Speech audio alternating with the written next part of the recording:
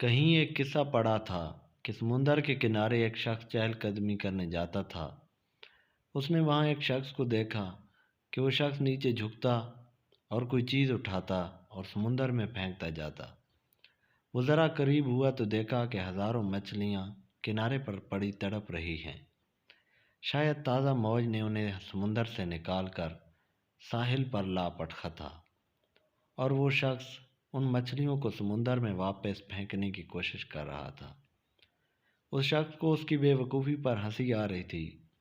اس نے ہنستے ہوئے اس سے کہا، بھلا ان ہزاروں مچھلیوں میں سے کتنی بچا پاؤ گے؟ وہ شخص جھکا اور ایک تڑپتی ہوئی مچھلی کو اٹھایا اور سمندر میں اچھال دیا۔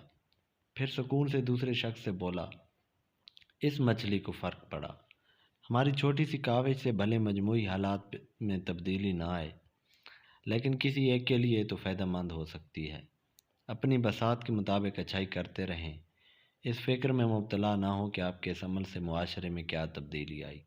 مزید ایسی ویڈیوز کے لیے چینل سبسکرائب کریں۔ شکریہ۔